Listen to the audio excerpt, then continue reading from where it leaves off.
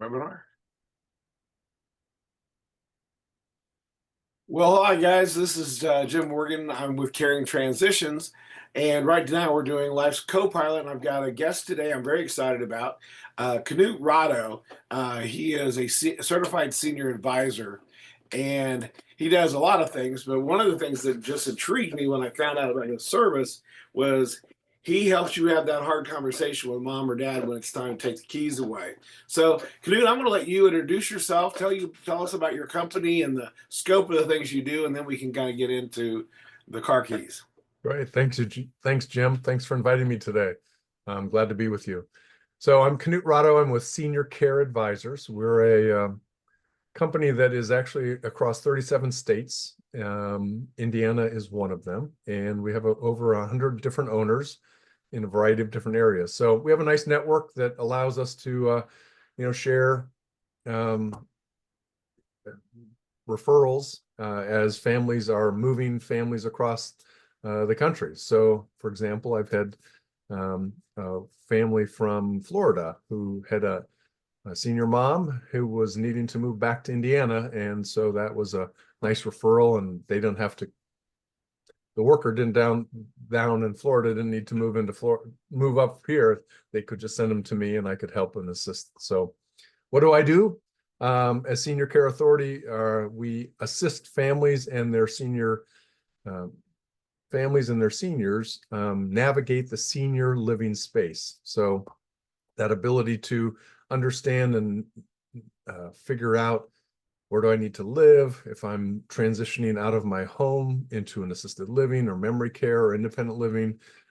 We can be of assistance in that and help them find their best place and where do they want to live. Likewise, if they want to stay at their home, I can also assist them in that because I have a network of service providers that support me and help them kind of navigate living as a senior. Likewise, I can work with Jim, who helps transition them out of their home into a kind of senior living space. So again, building a network of senior advisors across this community is what I do, and helping families navigate that senior space, which, by the way, is very complex and very challenging in a lot of different ways. You know, the financial pieces, the medical pieces, the kind of making your legacy, financial legacies ready to go, and making sure you have all the paperwork completed is some of the complexities that go with that senior space. So hopefully that gives you a flavor for what I do. Well, on just one question on that, just to clarify, when you're working with someone to help them find senior living, do you then do you how do you sit down with them to figure out what their needs, wants, Yep. financial, all how do you determine where to recommend? Yeah, great. Thanks for that question. So I sit with the family, the senior, and typically it's a mother or a daughter or a son, and we'll go down and do an assessment. And I'll sit with them and really assess what their needs are, what are they looking for. Say, for example, I'm looking for an assisted living, and I'd like to be located on the west side of Carmel, and I'd like to be within 10 minutes from my son's house. Okay, well, that gets pretty specific. So I'll pull up my map and I'll go find you 5 or 6 different communities that are in those areas. And I'll say, okay, are you looking for a larger one, a smaller one? What kind of activities are you looking for? What kind of space do you need to have? And we can then really customize their location for what they're looking for. And then once I bring them these options, we then say, all right, let's go on a tour, and I'll set up the tour. I'll go with them on a tour. We'll walk through the tours. We'll then process that afterwards. And then once they have figured out, I like this, I like this one, or I like that one, or, do you have 2 other options? We'll find some more options and we'll kind of work with them. Think of me as like a realtor on some level, where I'm helping you find, your best living place that you'd like to go to. And once we figured that out, then I help seal the deal and assist in that transition if they need that care. So all the steps along the way, from the decision to kind of move out into the decision to move in, I will be there and supporting them in that way. So do you are you compensated like a realtor where it's not the client that's writing you a check for your time or Yep, it doesn't cost the families anything. My time is compensated like a realtor, whereas I have referral fees attached uh, through each of the communities that I work with. oh very good. What did you do before you got into this?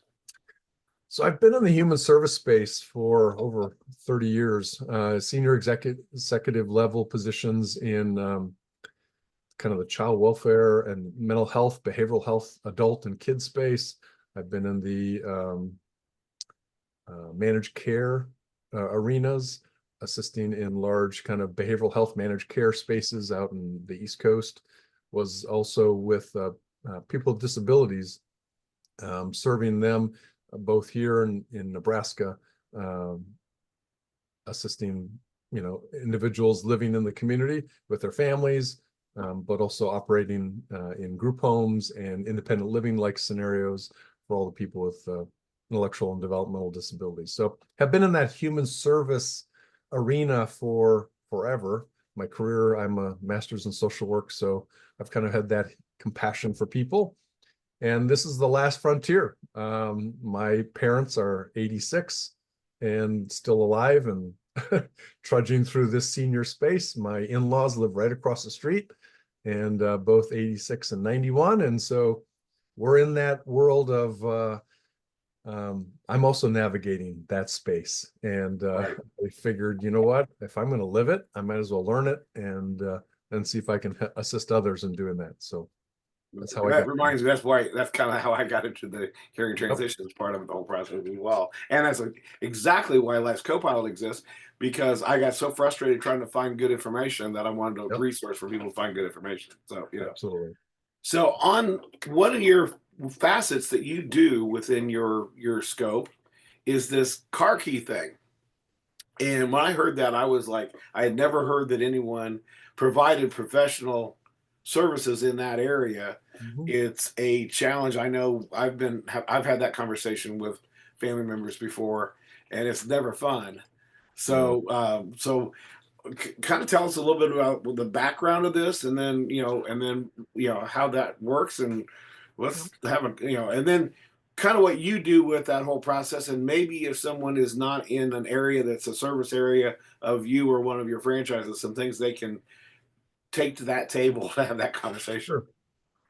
Yeah, I think I mean, again, this is a loaded conversation that I know that I've already had and continue to have with my parents, um, about driving and the safetiness of driving and are they equipped and able to do that. So let me back up a minute and say, um, one of our add-ons for Senior Care Authority is what's called driving beyond with dignity. So the notion of having the gentle conversation with your family, with your senior, and figuring out how can you help them with dignity retire from driving, or maybe make accommodations for driving so that we can all be make good decisions about that process. And so this was built. This is actually part of my company. As I bought this franchise, it was an add-on where a retired Ohio state trooper decided that as he retired, he wanted to give back and do one more thing. And his heart was filled with lots of loss because he was one of those that would have to show up to families' houses and say, your loved one has passed because of a car accident. And many of them were seniors. And so he said, there's got to be a better way. And he also was faced with that conversation with his parents. And so he built this self-assessment tool that really walks through a conversation with the senior as a third party. And so I'm trained as a certified assessor to have the conversation with the senior in their home, in their most comfortable place, with not with anybody around. And we kind of walk through their life narrative. We walk through their various stories. We also do some minor testing to kind of look at memory and cognitive abilities. And it's nothing that is it doesn't qualify me as a psychologist or anything like that, but it gives me a flavor for, did you remember those things that I just asked you, 10 minutes ago? So short-term memory, long-term memory. We talk about different accidents that they may have had, the falls that they've taken. And there's a lot of research behind why these questions are asked. And that 2.5 hour self-assessment comes out, and at the end, it's that opportunity for me as the assessor to say, based on all these answers, what are you thinking? And I often ask the seniors, what do you think now that we've had this conversation? Oh, it's so nice to meet you. No, what do you think about the driving? Because I'm here for your driving, and what does that conversation look like? And so what we found is that about 66% of the time, the senior at that point makes a decision to say, you know what, maybe I'm better off not driving. Maybe I'm better off retiring. And so with their own ability to make that decision, that's how that decision works. I will write up a very comprehensive assessment, long narrative form about all the different questions and the answers. The senior knows that, the family knows that. This is not a legal document that then says to them, we give it to the Department of Motor Vehicle and suddenly their license is taken away. That's not what this is. This really is it's a very conversational piece, and it's very much a self-assessment where the senior is guided down this path. And then I can say at that end, they're ready. You know what? It might be a good idea that you're not safe to drive, or you know what? Today you are safe to drive with these accommodations, with these adaptations. So maybe you don't drive at night. Maybe you just drive, locally or whatever. So there can be a lot of different ways that we can frame it up. And if in fact they are ready to retire, then I also assist them in saying, well, then how can we compensate and make these adaptations for you so that you can still get to church, get your groceries, be social, go to the market, go to the places that you want to go. And that's where I, not just myself, but I also then engage the family in that conversation to say, all right, can we set up Uber? Can we set up Lyft?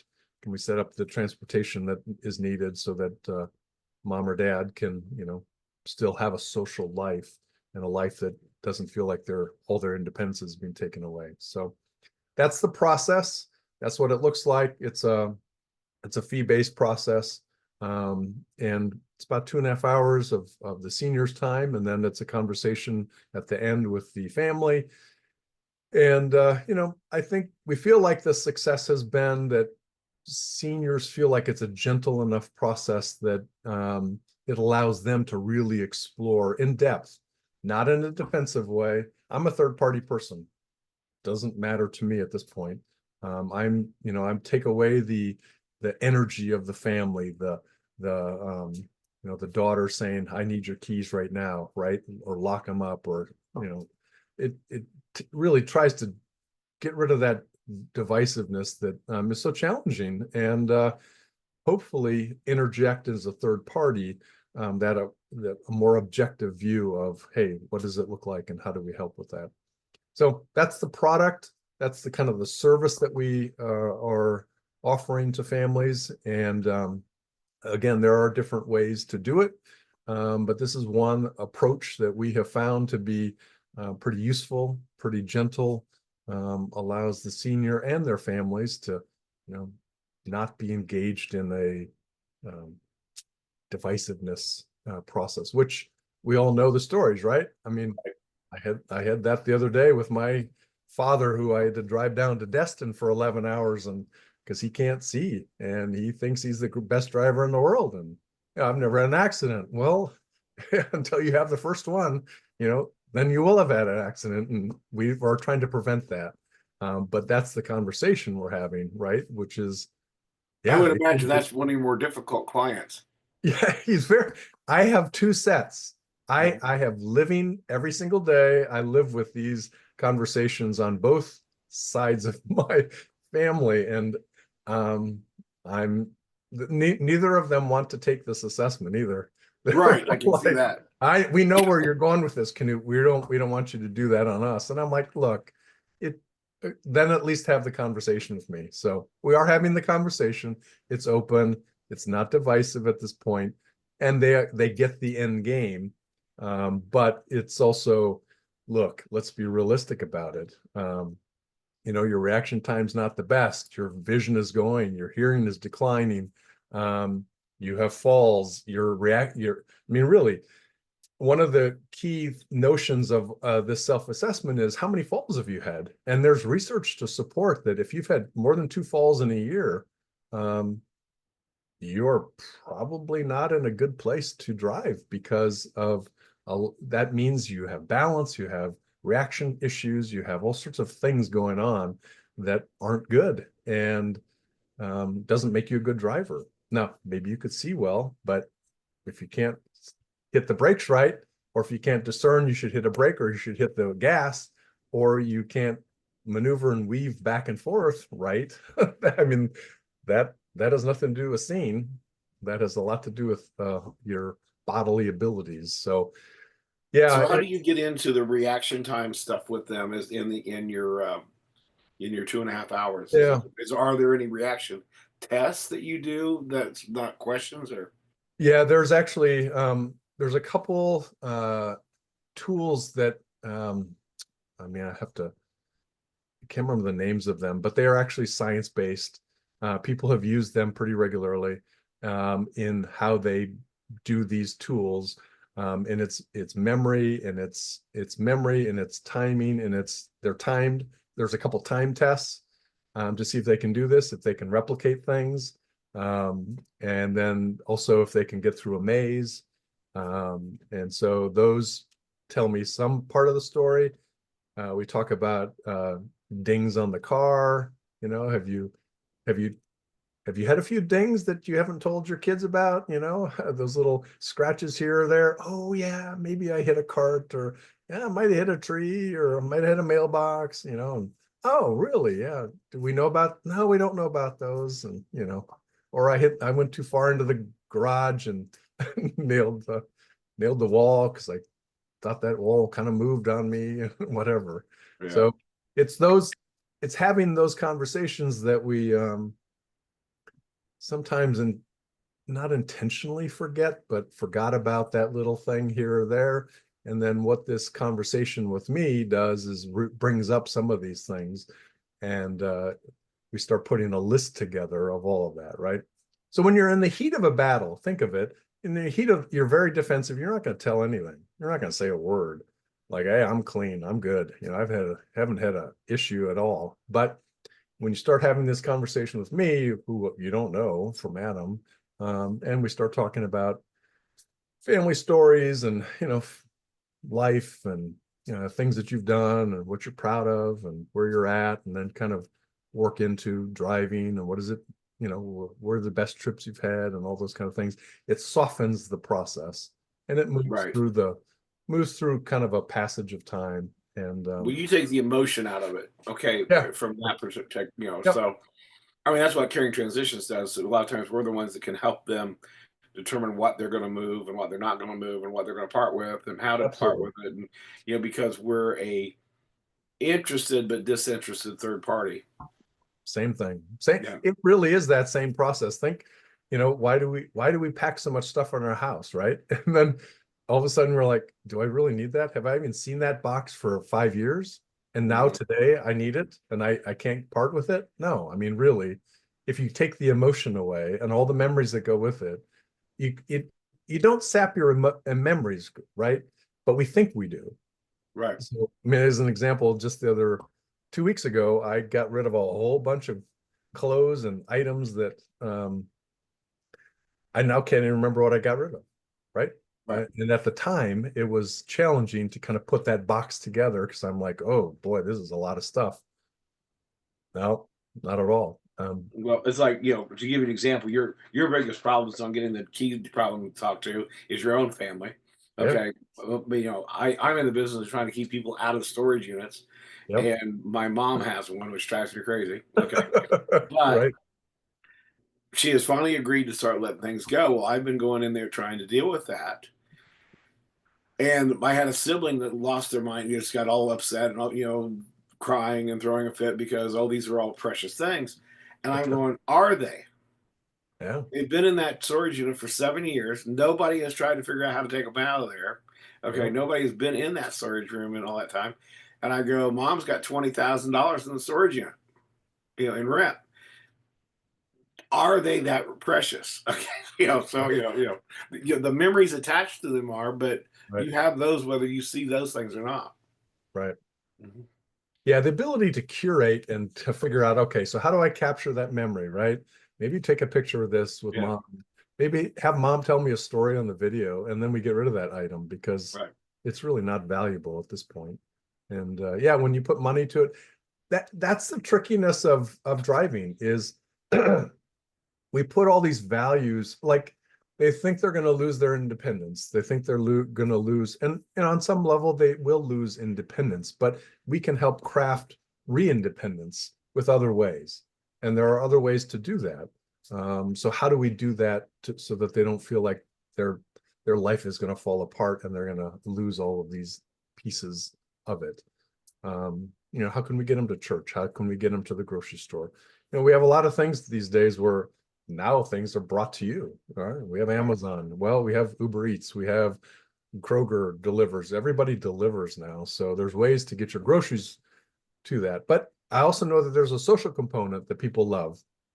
So I get it. So how do we get people to have their social time and get them out of their house? Because, well, that's the other piece that I find a lot of is seniors want to stay in their home because it's their home. Well, it's also incredibly boring, and it can be very non-social. And if all their friends are at other places, it's like kind of, well, that's kind of why assisted living is around. That's why people go to independent living scenarios or apartments or condos to kind of live with other people, because we are social animals on that level. And so it's nice to have that social component. So I do see So that. when families contact you, is it normally a kid that's contacting you about mom or dad? I doubt seriously mom or dad's going to contact you because if they think they need to talk to you, they probably already made the decision. Yeah. So yeah, my experience has been it's the kids, the adult kids who are concerned about mom, have already had a conversation, typically have broached it a couple times. It's been hot and people got really uncomfortable. Tempers or people got hurt in the sense of feelings got hurt, and so yeah, they're looking for a kind of another venue to do that with. And so I have that conversation with them, and then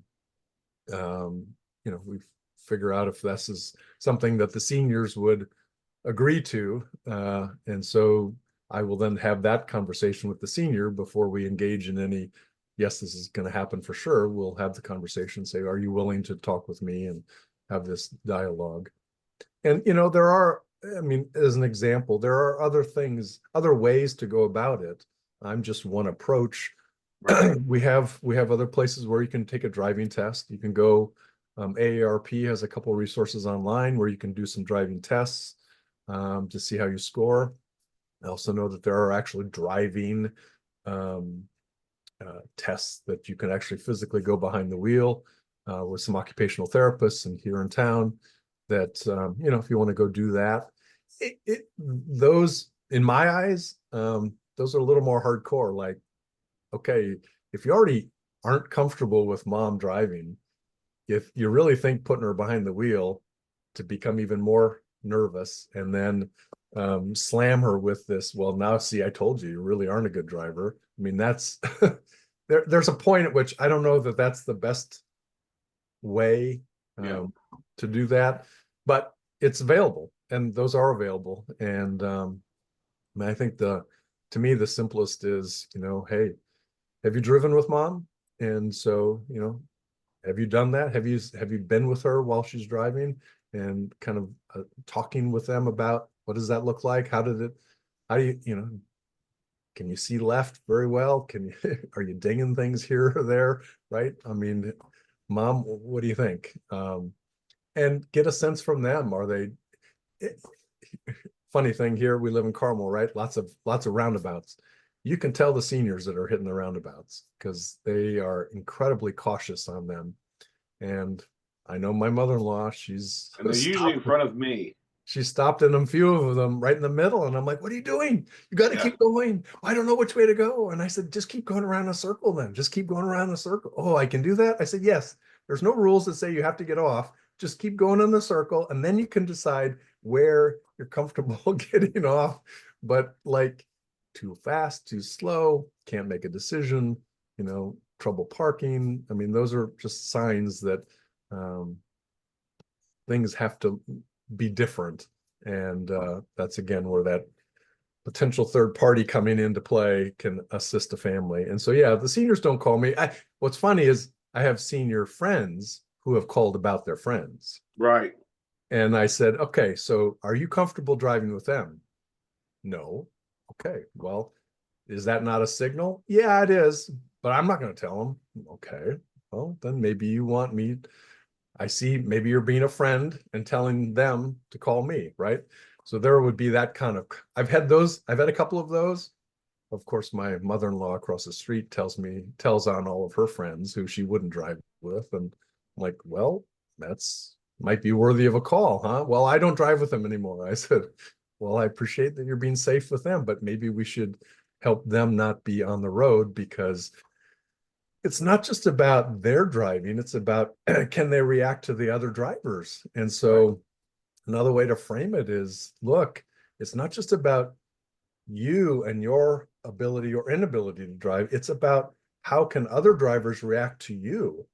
And if we can't anticipate where you're going to go, which way, or it's easy to slam you on one side or another because I thought you were going this way. Well, I didn't put my blinker on. Well, you should have put your blinker on because you're going that way, and that's why I T-boned you. Um, just their inability to kind of understand. We're also watching them drive, and them being on the road is just as much of a hazard as them doing their own driving and making a mistake. Absolutely. We mentioned earlier that two falls in a year. Is that what you said? Yeah, Is an indicator? I had heard somewhere some study the reason older people fall is that the all of us have stub our toe, trip on something, do something to lose our yep, balance multiple times a week. But as you get older, your reaction time's slower, and then that little second that you're slower can be what causes you to go down. yeah, yeah. And I question that data, but it was a scientific study, and they were very clear. And it was falls for seniors, so kind of over 70, and then within a year, two or more. And so for me, it was okay. Well, maybe you fell because you tripped.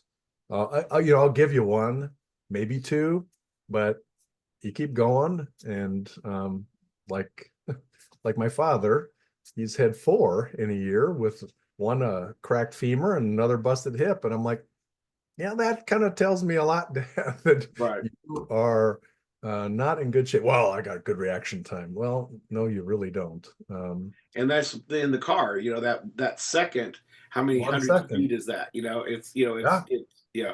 Yeah. If you can't, or if you do the wrong thing, right? You Right. slam on the accelerator and should have been the brake. And if your foot can't get from the accelerator to the brake that quickly, yeah, it doesn't take much of anything. And look, we miss it.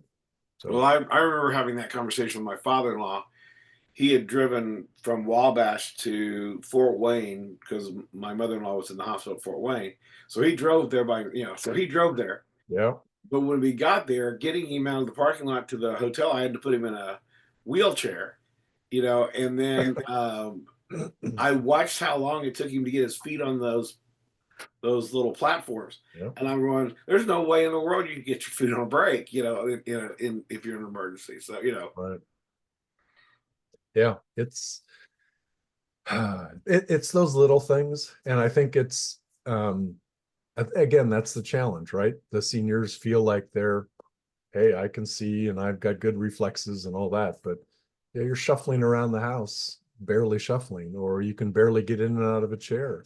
You can barely maneuver down 2 steps, or a rug gets in the way, and it only takes a little bit. I've got some seniors that just walking on little pebbles just causes them to have imbalance. And yeah, to me, that just magnifies in a car. And so the challenges there are, how do you transfer that information? And I think that ability for myself to assist in what's the alternative plan? How do we build them a plan that's palatable to them? It's doable. Get rid of the car, sell it. That amount of money you have from that car, you can buy a lot of Ubers, you can buy a lot of Lyfts, you can buy a lot of taxis, you can buy a lot of bus tickets. People can come and, bring things in. So there's ways to offset offset that for a while. So you say 2/3 of seniors at the end of your meetings kind of make the decision themselves. So your hard cases, your third that are not doing that, Yeah. what kind of solutions usually happens there? Yeah. The well, those are the ones that I would say that I have probably said, I think you're not safe to drive today, but that's my opinion. And that's how I read this situation. But you ultimately can choose what to do. And that's where then the seniors have to kind of, what I offer them at that point is, what could be some alternatives? How could we adapt your driving differently? And so if I saw that nighttime driving isn't a good idea, right? Okay, let's damper the nighttime driving. Maybe it's staying off of 465. Maybe let's just figure out what the back roads are. And, do you have a good GPS that, I my mother-in-law was using a GPS that was so old it didn't remap itself quickly or very well. And so, or she had a car on her with a GPS that it was just defunct. So I'm like, okay, you got to have a good GPS. So make sure that they have the right tools, right? And then don't hold it. Like, girl, I had to get the right adapter, had to make sure that it plugged in, that it charged correctly, and that it was on and it was talking to her. And that it's a good, Google Maps or Waze. I mean, I'm a Google Maps guy because it tells me turning in, 200 feet, turning in 100 feet, turning Right. like that ahead of time, not after the fact. And some of that is not just the maps, it's also if they have a good enough phone. If they have a slow phone that doesn't process well and doesn't pick up a good signal, I mean, that just is defeating, because then all of a sudden they're like, oh, I'm supposed to turn and they're past the turn. That's the problem. So how do you build the best tools for them so that if in fact they're going to continue to drive, the kids can still have the conversation, and that doesn't stop me from trying to build a good adaptive plan. And I can say, you can always come back. I'll do another reassessment be it a week or 2 months or whatever. Just come back to me and I'll have that conversation again. Um, but in the interim, how do we get them to recognize that they need to make some changes or adaptations to what they're currently doing? Because what they're doing today clearly isn't working. So you need to at least have some modification. So what I do try to do is get them to have a verbal agreement with me that they will make these changes, whatever those changes might be, and whatever they all can agree to. And the adult kids are like, I thought I was going Yeah, they to. want you to solve the problem that day, They right? wanted it solved, and I get that. I mean, I get that. I would want it solved too, because we don't like this. The safety is the issue, right? For all parties involved. Right. Safety is the huge issue there. I also know that I've had seniors have to mull it over for a while. Right. They got to think it through, and so once I complete the assessment, it takes me about a week to write it up. Once I deliver it to them again, I have that conversation check in.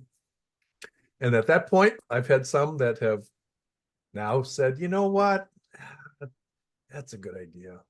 And make it their own, make it their idea. Yeah, I think maybe I could change some of these things up. And so we go through the plan, we go through how they are going to adapt.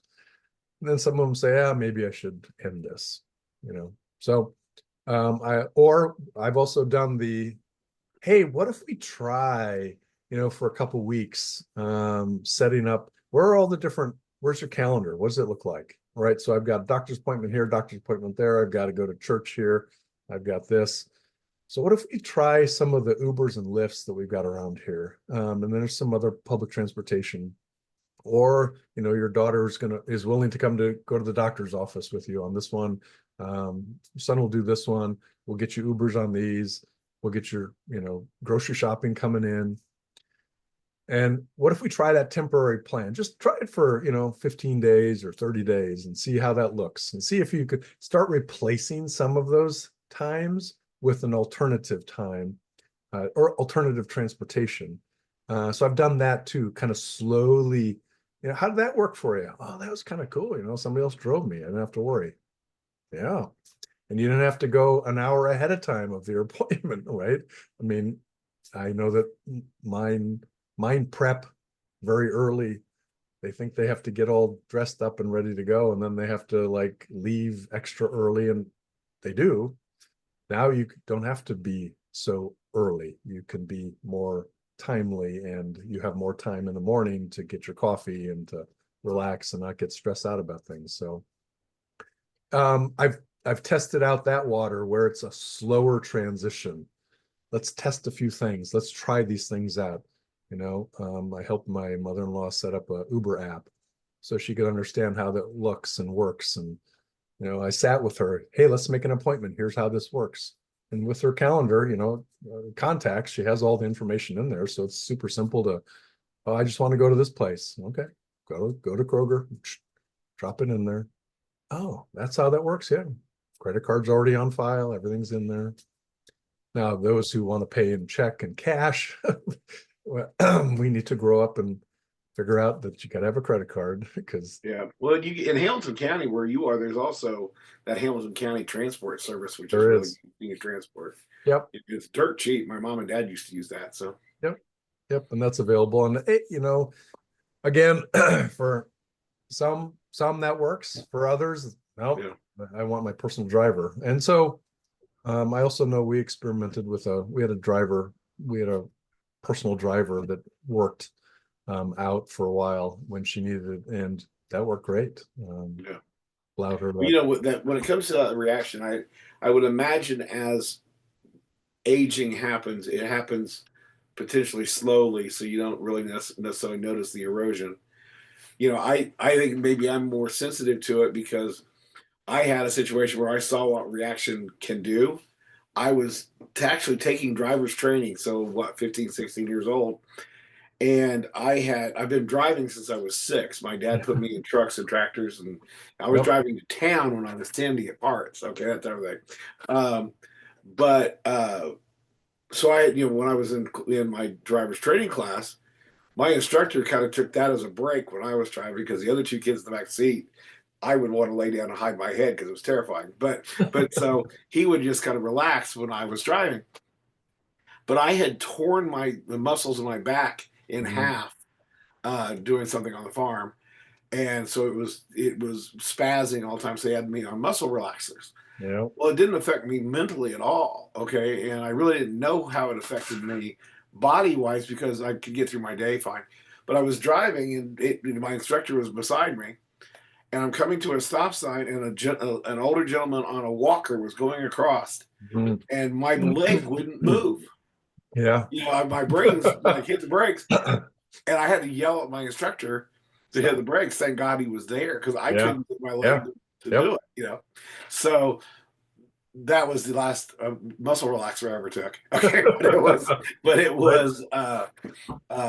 I got to see what happens. Your brain may be fine, everything may be Yep. fine, but something may not be Yep. firing where it's supposed to fire. Yep. Well, and That's the other thing that changes is, so my mother-in-law a couple years ago had a bad mix of, she got Parkinson's, so she had a Mhm. bad mix of medicine, and it Right. caused tremendous kind of hallucinations that occurred, and she didn't know what was real or not. And so she was like weaving based on these hallucinations that weren't there. And fortunately got home, but then afterwards was shaken and said, look, something's wrong. And you're right, something is wrong. And so it's that same notion, right? Well, Parkinson's, your body freezes too. And it So, does. it's my mom's got it. So it's one of those things that Yep. that you have what they call off periods. And when you have an off Yep. period, it might take you 10 minutes to move your foot over there. Okay. Yep. That type of thing. It's like, Yep.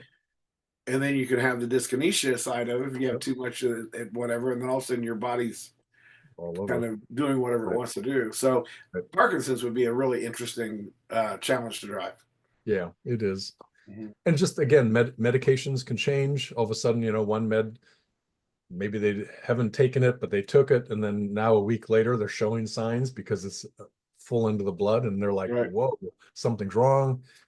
And it takes a while for everybody to process that. And so if you're not having the conversations with your senior and you don't know that a med change happened, and doctors kind of make decisions, and it, they don't necessarily recognize what happens in life, Right. right? So it's those on the ground that have to recognize that. And so, yeah, medication changes can be huge for driving. And it's one of those unknowns that people don't really think about Well, enough. I'll tell you what, this is great. I really enjoyed this. This is a phenomenal service, for people. And do you, let me ask you a question. Yep. If someone is outside of your service area and there's not another franchise near them, or do you have any capacity? Would you coach people for that conversation or? Yeah. I think there's adaptations we can make. Yeah, I easily, as we sit here on Zoom, right? yeah, you could do We can that. make Yeah. these adaptations. So, um, outside, we're we're pretty well 2 hours away. That's easily drivable. So, Okay. and I think I've got coaches within 4 hours of me all over the place. So, we absolutely could make this thing happen and get it covered and figure out what would be the best for that senior. Okay. Well, very good. Well, how would someone get a hold of you? So, you know what? Best way is a phone number. 317 945 0715. 317 945 0715. I also have a website. It's seniorcareauthority.com/Carmel. And you can find me there and contact me that way. So Excellent. Well, thanks for coming and sharing with us today. I really enjoyed thanks this. for the invite. Appreciate it. All right. See you guys later. Take care, Yep. all. Thanks.